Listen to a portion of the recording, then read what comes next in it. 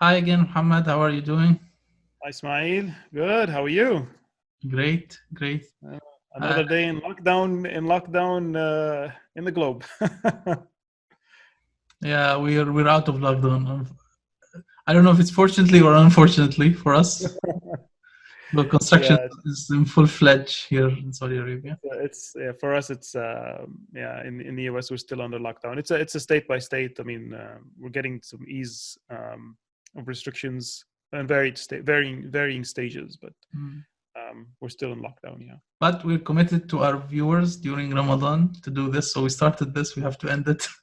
Let's Absolutely, absolutely. There's a following. I'm happy to say and to see that, and we appreciate every comment, every like, every follower, every subscriber on our channel, go. and And yeah, from episode to episode, we try to improve. yeah. So keep the feedback coming, Keep the feedback and coming. and we're open for criticism. Yeah. All right. With that So in mind, what is today's topic? So today we're going to start with utilities and infrastructure vertical. We're talking about energy, so water, gas, support services like cleaning, laundry, maid services. We're talking e-banking or digital banking services. We can talk Hmm. about everything that supports the lifestyle of the Arab consumer. Good. Let's start with energy. Renewable energy is one of the areas that Christopher Schroeder talked about in his book Startup Rising. He Hmm. as we mentioned in a previous episode, that he focused on three areas, which is solar, mobile, and social. So one of them is solar energy, and encompassing that renewable energies. I see also recycling one of big areas also, which is very quite non-existent still in the Middle East on large scale. About I mean, does water recycling fall under the recycling Yeah, we can area talk. or Of course, we can talk about water. operation water? We Yeah. can- Yeah. you have, for example, desalination, because Yes. shortage of water is a prevalent thing. Anyone who can solve that problem here is going to get the billions in returns back. Mm. So you have, of course, you have like the high-end infrastructure, the high-end government level desalination plants, but you also have these small ideas. I would say startups still. I would say ideas and experiments that are being done in university R&D labs or on personal level. And I think, of course, research in water is essential. Is very essential. Yeah. Oil and gas also, of course, Well, oil and gas. We know we're in a crisis now. Oil prices are in plummeted. record Yeah. low. We're seeing lots of global competition and no demand on oil. It has, huge side effects, especially in oil-based economies such as the Gulf. I haven't seen any startup innovation in the extraction or refining sectors levels, because these are, huge billion-dollar investments locally, but I've seen some uh, innovations on the lower scale level, such as gas stations, smart cards, using smart cards, subscription-based uh, refueling of vehicles. So you Yeah. can see these smaller scale innovations in that sector. Yeah. I did some. Distribution. I think there's a startup in UAE. They do also scheduling and planning of distributing gas to different gas stations. So there's kind of a Yeah, and on-demand even scheduling services and so on. yeah, even on the same token in the UK in UAE is the mobile gas stations, like you mentioned. So they would deliver gas to the consumer at their vehicle with competitive pricing. Yeah. I Why see. why don't we start with power then, with the Okay. electrical power, and let's look into that. Yep. So renewable energy, solar, wind energy, hydro energy. So So unfortunately, it's ongoing in the U.S. It had a very strong momentum, but it's mostly politically driven now. So for political reasons, there was a shift with from a strong push to electrification, battery packs research, and it's still ongoing, but it's not on the same level. States adopting stricter measures that is pushing, startups. So if you're looking in the U.S., it slowed down a little bit because there was alignment between the market and research industry and the government on that behalf, and now it's, let's say, not as aligned as it was. there are a lot of politics involved. Trump is not It is influenced. politically driven. It is a political topic, like you said. So at one point the push was strong for renewables, and now it's not as strong as it was. And there's a push now for oil and gas and fossil fuels like coal and stuff like that. So but I'm sure in the region, if we're flipping to region, there is a need to be one of the leading areas in the world, especially in energy. It was, and it is with the oil, and I hope there's a way for the whole region to shift to renewables, and that's definitely an area we can look into in terms of startups over there.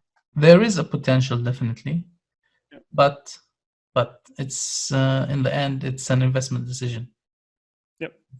You need to have an ROI on your investment, and with oil at record lows, so renewable energy will never. Very tough. Exactly, it's very tough to compete now, and it's very tough to justify investment in renewable energy.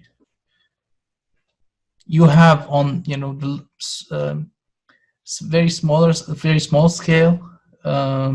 I've seen, for example, a startup called I think Shamsina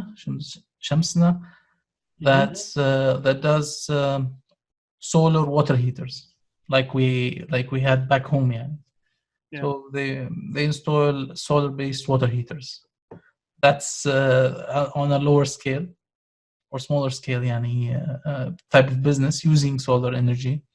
There are some companies that are using, especially in Northern Africa, because I believe Europe has an initiative to install solar as well as wind powered turbines, solar panels as well as wind turbines in Northern Africa, Algeria, Morocco, and so on, to collect energy and to transmit it to Europe. So there is an initiative. So you see some companies working those, but I don't feel that they're still on a large commercial scale. It's just a bit of experiments. In the UAE, I just recently read about a startup, Enerware, I think. They use a combination of solar panels plus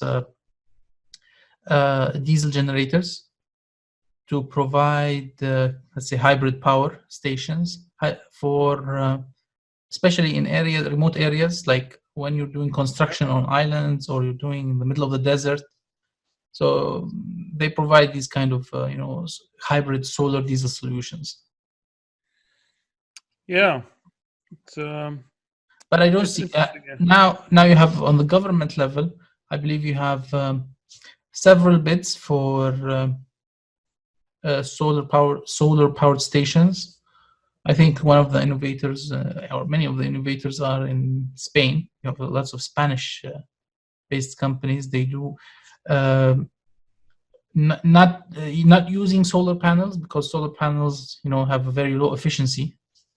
Yeah. So they're using kind of the mirror based power generation, where you have a central boiler in the middle and you have a myriad of mirrors all around that reflect Oh, okay. the sunlight to the boiler. The boiler heats up Boil, heat water the and water, generates. and there's a turbine, and then you Yeah, so generate it's a steam. steam at the end, it's a steam turbine. Yeah. Yeah. So these innovations are already available, and you have already these stations in southern Spain, and so you have Spanish companies working on them. So these, I believe, they're doing some experimentation here in the Gulf, but it's still experiments. Early tender stage, maybe small power plants. It's not picking up commercially, and it's not growing. Yeah. Well, I mean, energy is typically, it's expensive to get into. It's very expensive to conduct.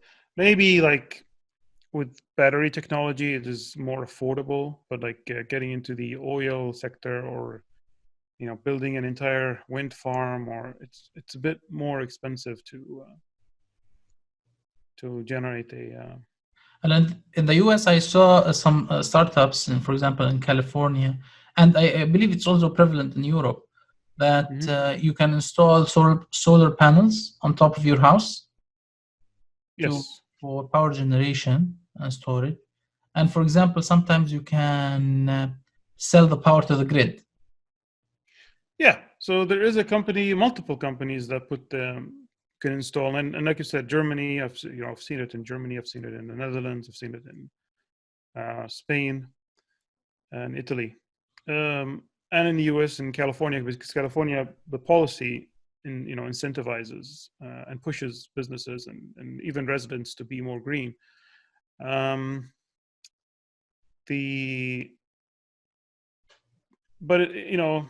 the problem is that it's all about the numbers, like how many actual successful deployments were there. So an example of that is a company that I forgot what it was named, but now it's part of the Tesla group, or under the Tesla umbrella, that builds brick-shaped solar panels. I think Solar X, maybe. So I forgot what the new name is, but it used to be a separate company, and now it's part of the group. Unfortunately, it didn't pick up.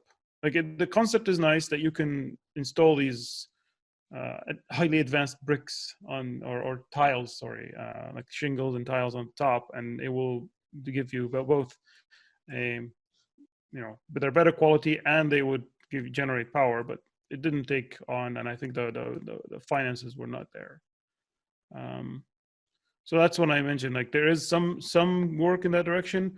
You'd see more conventional solar panels on the roof than you would see something high tech like an advanced tiles that would bundle together. Yeah, definitely. I think we're still a long way ahead. Yeah. The sector requires government support. Money dries up. Well, you see something interesting, like so some where startups jump in. It's like building a portable battery pack that you can put in your electric vehicle. So it looks like like the portable gas tank, or little tank, like a gallon or something. You take that with you, and this is a pre-charged battery. So in other areas I wanted to bring up to your attention is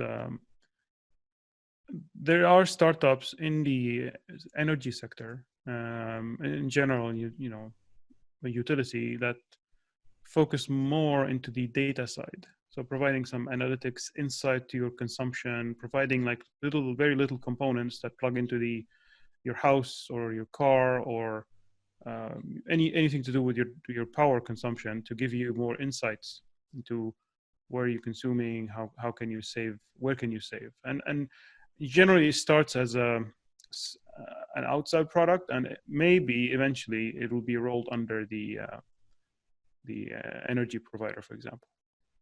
This kind of energy management, platforms. Yeah.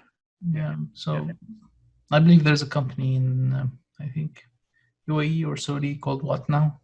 here regionally. I mean, they do kind of this data analytics for energy consumption.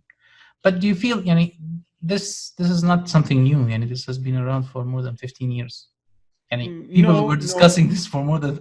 I remember when I was in college, we were talking about energy management. Correct. And even on top of that, there used to be other things that go on, or products that could go on the power network, is like data. Like your internet in-house, converting it into data is one other use of your existing network.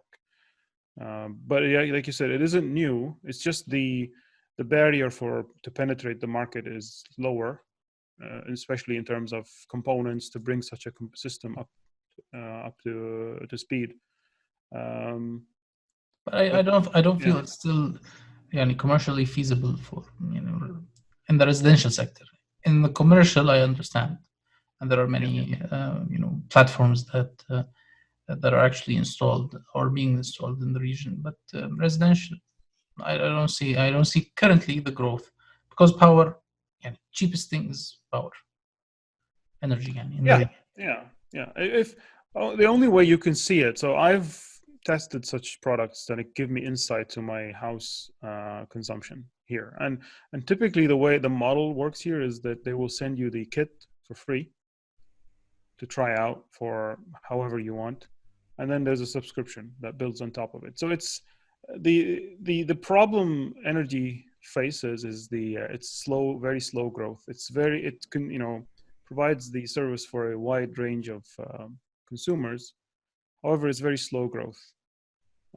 So with that, you would be you want to find other revenues. It's heavily structured, heavily subsidized, state-owned.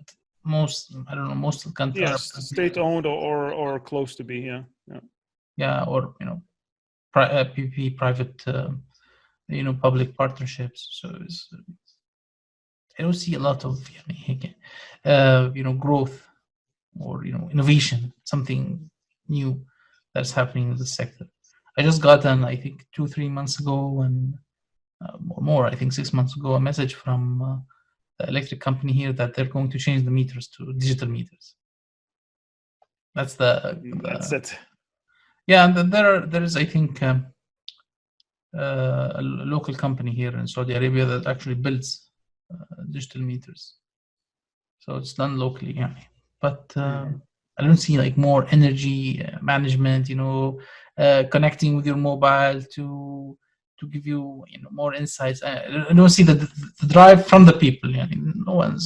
Everyone's complaining now about the bills, but no one's doing anything,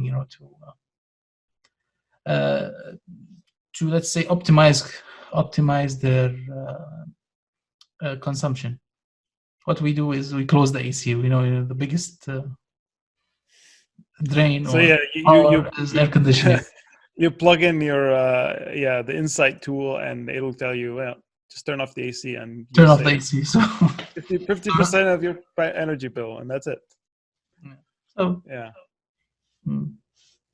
I get it. It's quite challenging. This is one of those areas that is challenging to, and I see it as a state-driven.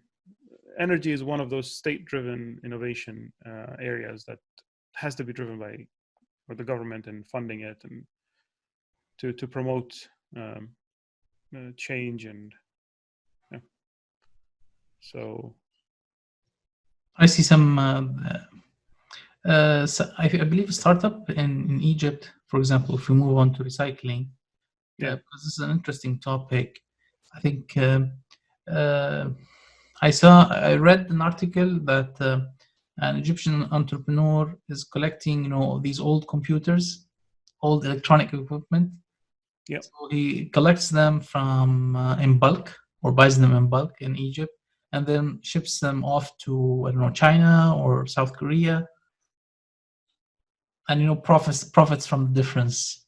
So kind of recycling these electronic components, because I believe in China they recycle them, melt them down, extract all the high value minerals from the Yeah. metals Yeah. and reuse them again in production or So manufacturing. yeah, that's a actually good idea, because recycling is the key word here, is the actual effort to recycle these components. So if you're selling them a at a, or sending them as a pre-processed product with Mm. some process going into it, definitely save money on the other end. So they would pay the difference. So it was a very, very good idea. Yeah, so kind of that idea. You have also, well, traditional recycling still, rare in the region. Used to, Mm. I believe this innovation is on the government level. It's not kind of, the government has to implement strictly implement recycling measures. Yeah. Yeah, I still don't see much innovation in that, either recycling. You see these, especially in Saudi Arabia, you see these large garbage bins in every Yeah. corner, and there it's a attractor of cats and flies Ah, and whatever. So uh, I would love to see. Of course, there is. I see some experiments there in some neighborhoods where they do these automated garbage bins or garbage cans. Somewhere you have these containers for donations. Also, you see, if you have your old clothes or so on, you want to throw them out, you can, just toss them into the bins, and they go and uh, donate these to the poor. So, and you see kind of these small experiments in the street, but we do need, especially here, I see we do need innovation in garbage, actually, and recycling. yeah, processing and recycling is a big topic indeed, and like in plastic bottles or plastic bags. I mean, those are getting banned left and right in the West world. So in Europe, in the US, every state by state, you're starting to see either a tax or an outright ban. Straws, or getting replaced with Yeah, but reusables straws, from, straws are crazy. I hate those yeah. Starbucks straws that after 2 sips you can't. The straw is unusable.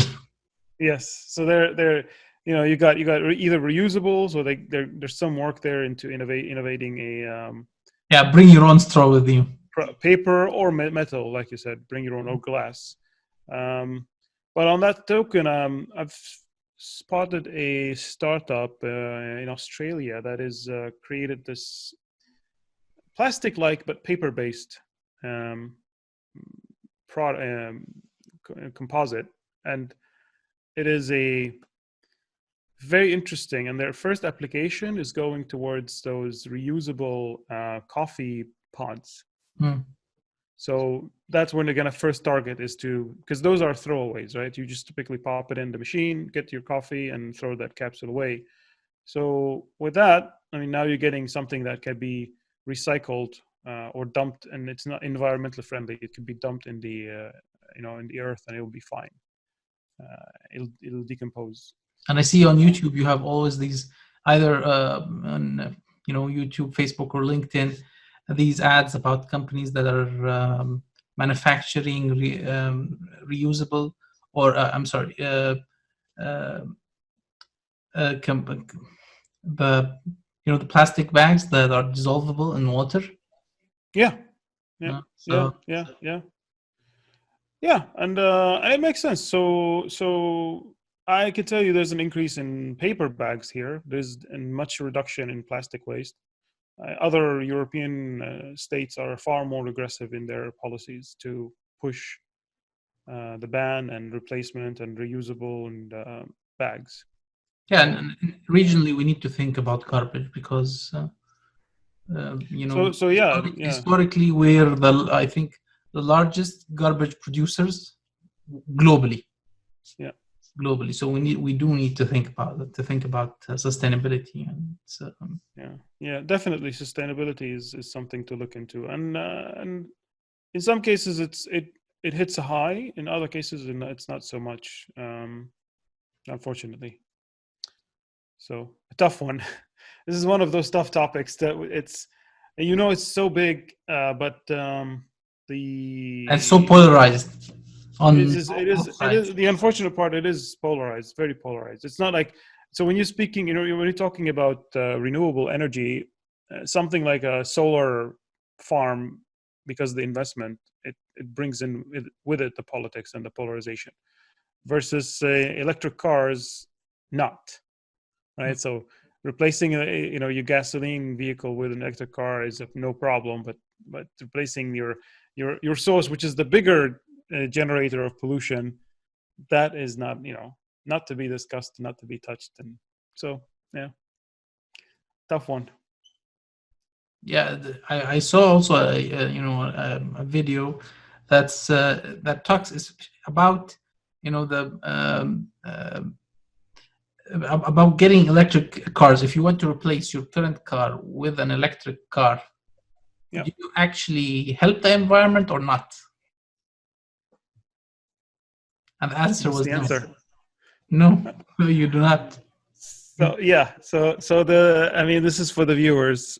Mhm. The rule of thumb: if you have a car and you want to save the environment, keep driving your car. Don't change it. That's the and there's a legitimate study that that was the conclusion. It's, if you're debating, should I switch my current car with a new car, electric or not, keep driving your current car, because that's one less car On the on the street. road. Yeah. Yes, that has better impact. Another way is reduce meat consumption. That's another one. It's simple as that. If you reduce meat consumption, your the impact is far bigger than switching your car to electric. Yeah. So As I said, it's a polarized topic. exactly, Two it's systems. very, very polarizing, and Mm. it touches on multiple facets. It's a cultural change, definitely. No one society is prepared for it, and it's gradual. So I think the only way you can do it is gradual. It's one step at a time. But yeah, like you said, recycling is huge.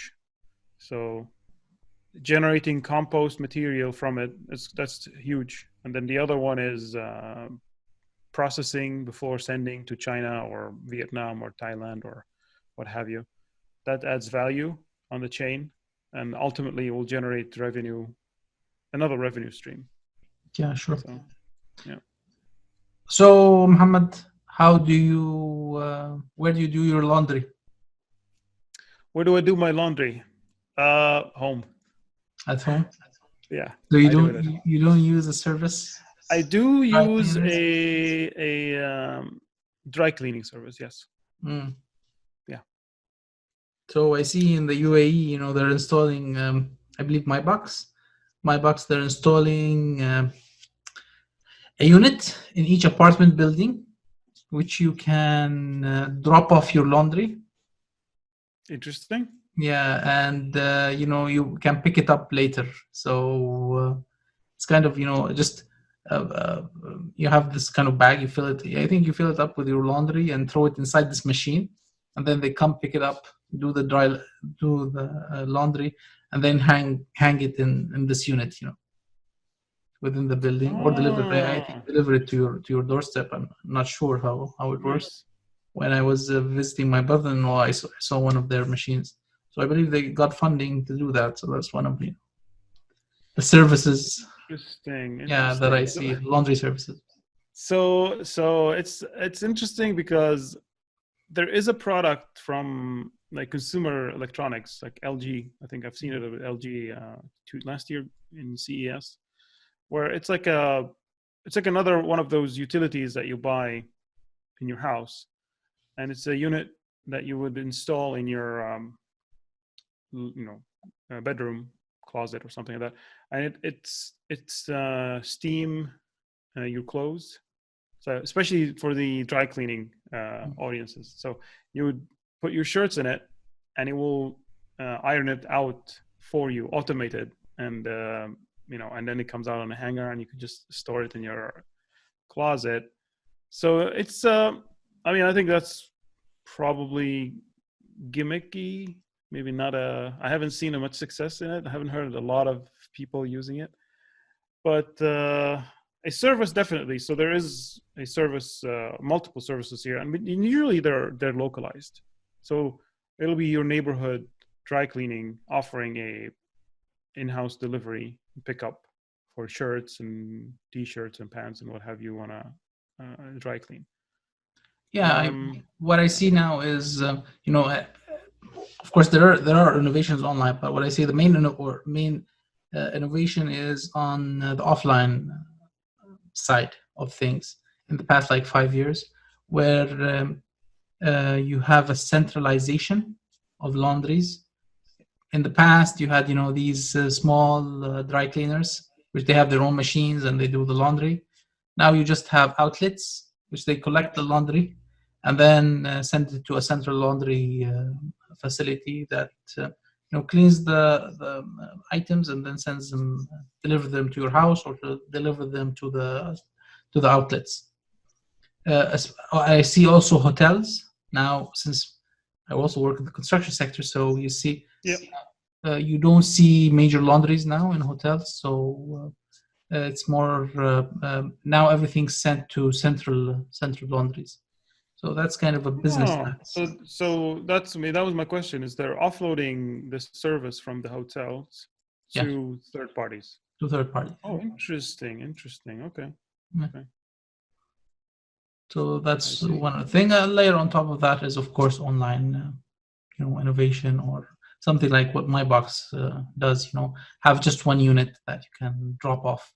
If you're especially, it makes sense in an apartment building where you have like 60 flats, 60 apartments. So it makes sense to install such a device, because in the end, this device is free of charge to the owner, or I don't know if there's some revenue sharing with the landlord there. So they install this unit as a service. It's nice. It's high tech kind of device in each apartment building where you can just drop off your laundry. So and convenient. It sounds like very convenient. And I assume with the success, it's reasonably priced, so people would jump on this service. Yeah, I see in the same area, I see, for example, other services like Washman. I see, for example, computer repair services. Like So you say like there's a company called Geeks that does that here locally. Another thing is maintenance. So plumbers, electricians, so on. Oh yeah, in-house services like that. Yeah, so we see several platforms now, like Ajir, Saudi Arabia, Service Market, in UAE, Helpling. Cleaning, maid clean, But maid services. It's more of, personally, I feel it's more of the traditional, companies that are going online. Oh, yeah. So they're just changing the. Yeah, they already work traditionally through phone services, whatever. Then you have, online app. It's just going online. You have a mobile app. You can do, contracts. You can schedule everything. Everything's on your mobile app. Yeah. So it's already here by there's I believe Samaco here in Saudi Arabia. I forgot the name of the company in the UAE. I think Angels, something like Angels. There, so you have several options. I don't see any. There are, I think, started. I believe Just Mop. I think that was the name. They do these kind of maid services. But everyone's stays away from maid services, especially in the US. You have the tragic failure of Homejoy, which is one of the largest investments in maid services, which flopped. And it is very similar to now. It's more fragmented. So you got a variety of localized cleaning services that they would come to you, but they're mostly within your area and they're not associated or affiliated with others. So it's no longer something as big or large or as and there's no, I believe Homejoy was kind of a marketplace between customers and the maids, Yeah. but kind of the culture, the psychology of it is that you don't have loyalty for the application, you have loyalty for the maid. So, after a couple Exactly. of visits, you can just, talk to the Bypass. Why maid. would? Yeah, Yeah. bypass the application itself. So you don't Yeah. see that, loyalty. And there are, of course, lots of complications, um, legal complications, I believe, in the US, which are, Yeah. it's much easier here than there and much cheaper. Yeah. Yeah. Absolutely. Absolutely. Yeah, the same thing. For example, you have like facade washing, like building, washing the windows on your buildings and so on. So you have these kind of companies that do that. Here, the same thing in the US. Of course, you have kind of these applications that you can schedule these visits. So these kind of services, general, everything that's around your or that supports your lifestyle, your home lifestyle. So from maid to laundry to general cleaning to fixed maintenance, plumbers, electricians, and so on. So there's a market for that, and I see lots of startups, but there's no clear winner in the region. It's fragmented. Every country has its own services, and I see that continuing in the near future. Yeah. Yeah. Clear winner in the market. Yeah. And unless there's an established common approach, you can't really have a one service for all. Really, it will remain fragmented and regional for region by region. Yeah. So I see these services. They're nice lifestyle businesses where they're quickly profitable, but I don't see there's huge growth and scale that investors Probably are no. looking for in potential startups. Yeah. Moving to, it's a very thorny topic. Oh boy. Yeah, which is financial services. All right. So financial services is pain for all of us in the region. Yep. I remember when I went to the US, I went to Chase and I got a debit card and account opened in like 5 minutes, as well as a checkbook. So in the region, it's like you have to fill 50 forms, signatures, and wait in line, and so on. It's a really big problem here, and customer service is it is really amazing how you can get access to money here, and some extent other in Europe, but in general here it's quite quick and easy and possible. So one of the problems that faces people who they don't live here is getting access to credit and credit score. There's even now a financial startup that offers a service to non-US based residents to get access to their credit from their original country. So it only applies to places where they follow some form of scoring, some credit scoring. And I think it's a Canadian startup which acts as a buffer between between US through Canada to the third country, so like Australia or UK or India, and yeah, you can come to the US and get a credit score quicker than building it yourself. Yeah.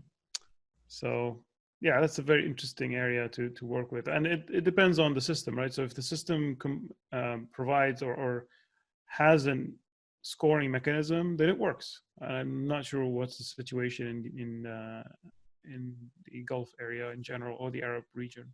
And I'm going to poach a statistic from Philip that I heard this morning from Magnet. Okay. So he says, like last year in 2019, 50% of the investment in the MENA region was for financial service startups. So 50% in fintech. So that's kind of important. Now it's a kind of a cycle, the growth. Now you have everyone. It's kind of a trend. So everyone now is building and investing in fintech, and I believe, it's we need disruption in this field. It's definitely, and it's a good sign, because if 50% went there, and I hope that means change, because it is one of the pillars or infrastructures that would enable, work to be done in other sectors. Yeah. So definitely, huge market. So I see lots of areas. I have here a very, very long list of startups in different areas. We have digital banking. Digital banking is an important thing. Why do you need to go to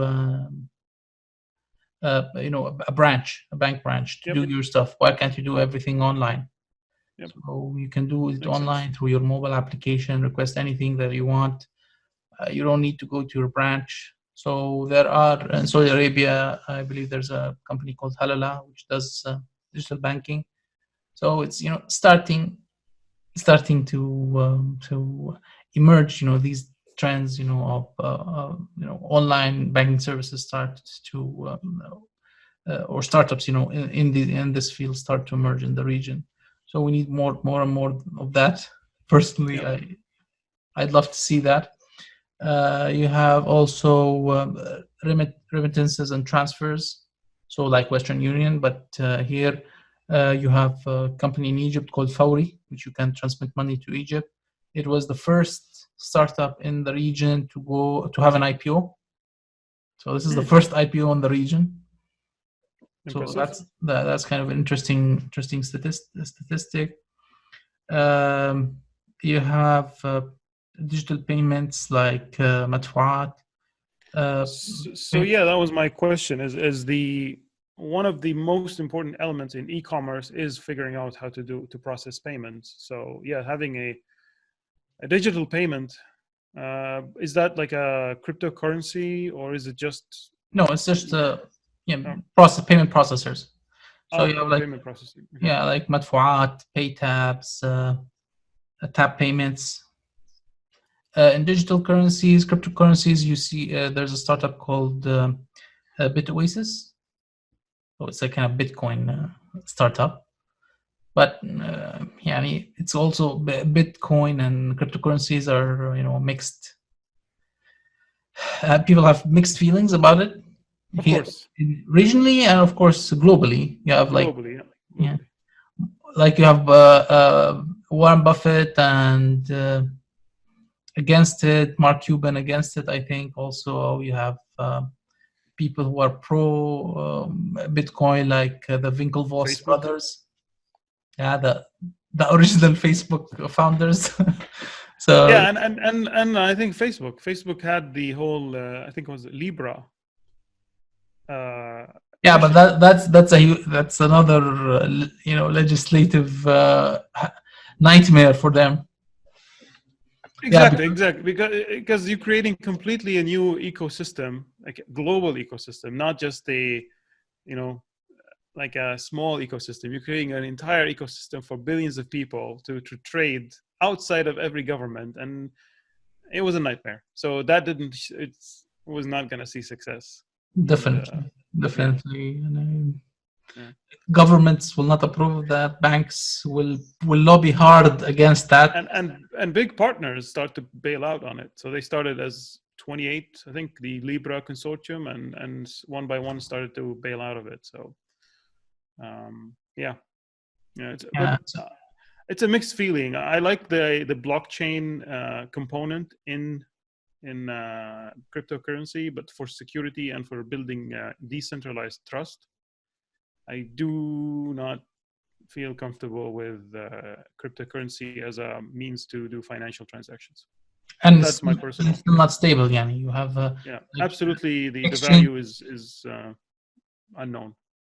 Yeah. So one day it's like I don't know, a couple of dollars. Next day $17,000 per one Bitcoin. So it's exchange goes up and down rapidly. So it's not very stable. Um, I feel also, everyone's talking about, we need to implement blockchain, and so on. Nobody knows why are we implementing blockchain. Yep. But in the end, it's just to cut off Visa, MasterCard, and the banks. So Yeah. If you understand in the end, blockchain works to cut off the intermediary, steps in a process and in the payment process. So you have, for example, you have a buyer and you have a seller. The buyer, you have a buyer bank and you have a seller bank, and the seller bank and the buyer bank have to communicate together through a credit card, like a company like Visa or MasterCard or Amex, or Amex or so whatever. All these you're cutting out all these intermediaries between them. So the the biggest losers in this process are the banks, and number one is definitely the credit card companies as well as the banks. So you're cutting off all these, and this is kind of a sensitive topic. You're delving into. Oh, absolutely. If especially, but for me, if you're focusing on the concept and not the application, so implementing blockchain as a replacement of the Visa network or the MasterCard network or whatever, that's one thing. But implementing blockchain as a setting up infrastructure for something else, not necessarily financial, that's something completely different. So the technical concept behind it is solid, and it definitely is a very strong disruptive idea. But yeah, you're gonna be up against. They are struggling fighting these big corporations like Visa and MasterCard, and the financial. If you're going to go up against the financial institutions, it's going to be quite hard. Long and hard. The technical concept behind it is strong enough that it has merit, and it definitely shook them a little bit. But on the long term, you've got also the public perception and who do you trust more, and it becomes you're fighting an established system that is entrenched in so many different countries. And you'd see the implementation of blockchain into more, let's say, important but non-sensitive area, non-critical areas, like more record keeping, for example. Yes. For example, which several countries I believe are already implementing, like land ownership. It's something which is not that sensitive. I just need to know the history behind each property or each land or whatever. So implementing blockchain there is a no-brainer. You have like smart contracts. Also, instead, here you're bypassing the, for example, Ministry of Justice. So you make, let's say you have a contract and you go authenticate that contract with the government. You can replace that with a blockchain.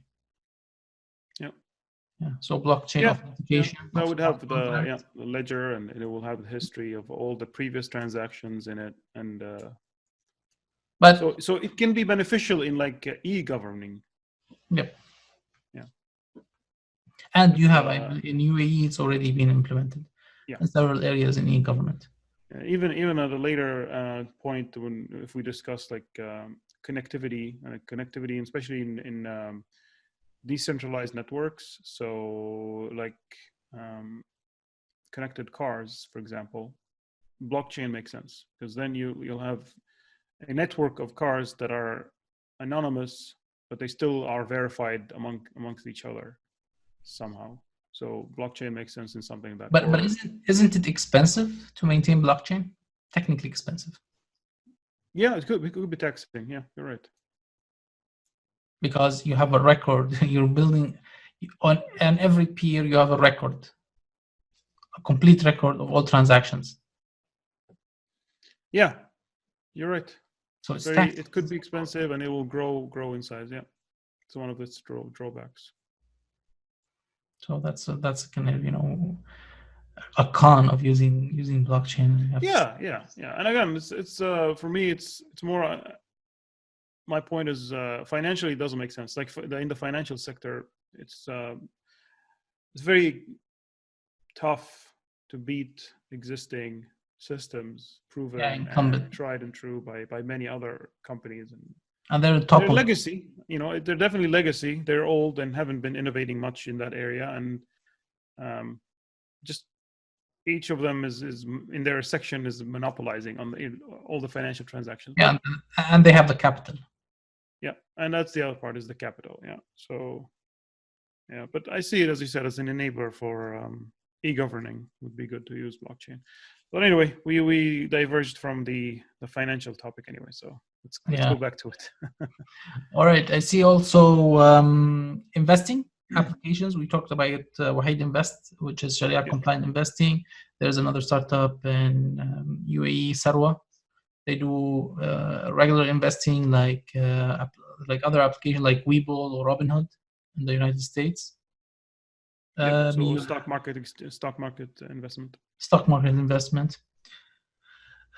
You have some of the kind of financial comparison sites like Yalla Compare and Souq al-Mal, which Yalla Compare, I believe, you compare interest rates between for loans between different banks in the UAE.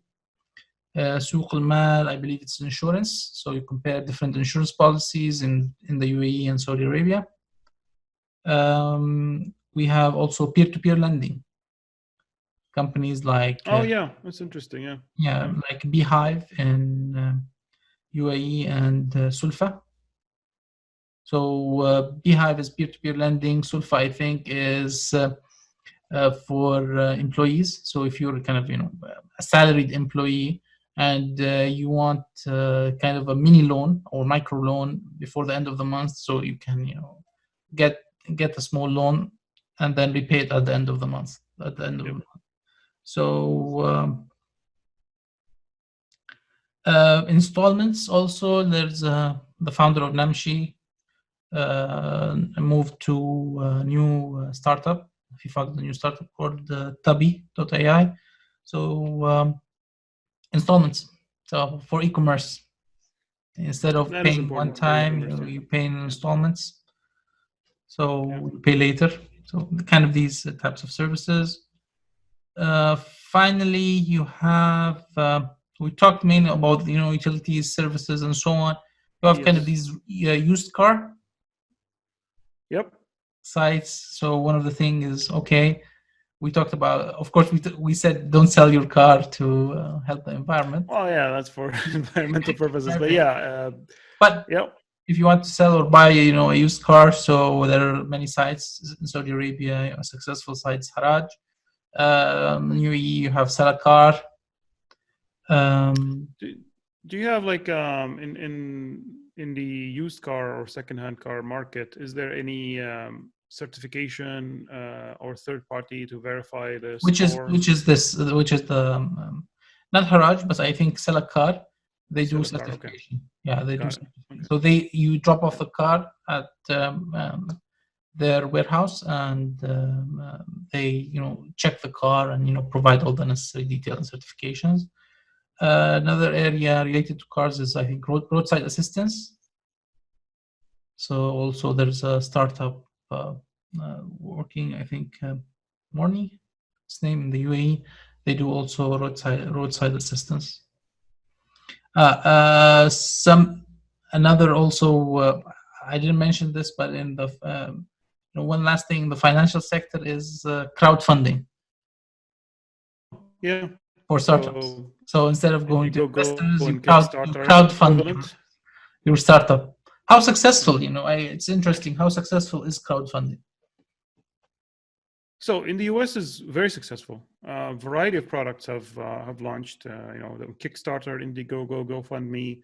Movies have been produced. Causes have been funded. It's very successful, and it all depends on how it gets marketed and promoted. So a key message on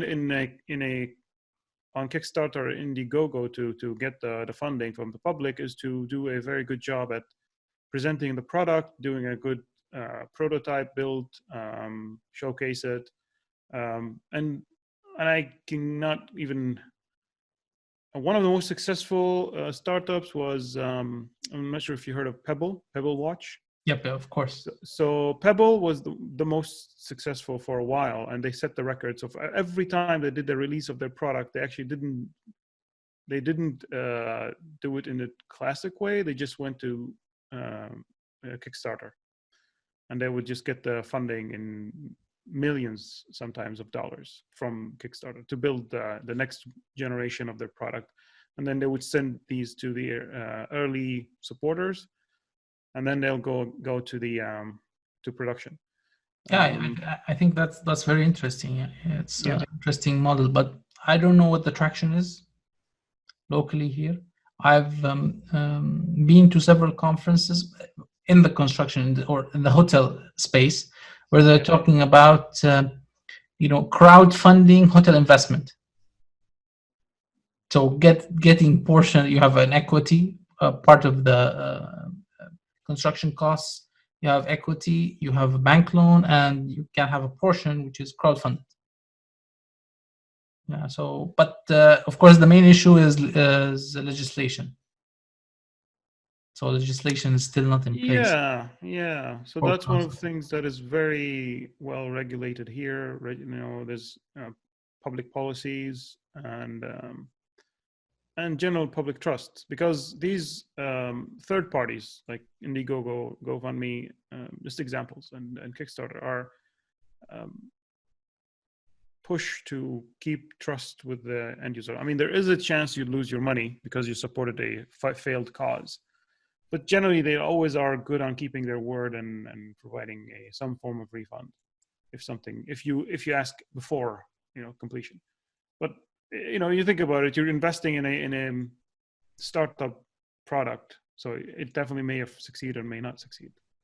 And the interesting thing about crowdfunding for start, especially if you're building a product or in the startup world in general, is that you test the customer traction. Yep. Yeah. That's an easier in your product. offer. Yeah. So if there's interest in their product, people will fund it. If not, then that it's a flop. People are not interested. Yeah. Go back to the drawing board before you invest further in it, and it could be a proving ground for a later series of rounds of funding from investors. So you can go for Series A, Series B, Series whatever, and later rounds of funding to prove the idea. So Pebble was the independent electronic watchmaker, and or smartwatch to some extent, and then at some point they were acquired by Fitbit, and then Fitbit was able to move to the smartwatch segment. So before that, they were just in the fitness tracking, and now Fitbit is a member Google company, so they're part of Google, and that's how the story goes. And you have other successes like startups that build peripherals to PCs and MacBooks, keyboards. And generally, if you do like I said, the Hackster.io, I think, or yeah, there's a variety of them. If you do the build quality right and you build a cult following, you can reasonably build a product. So until recently, there was a startup, and it still is there.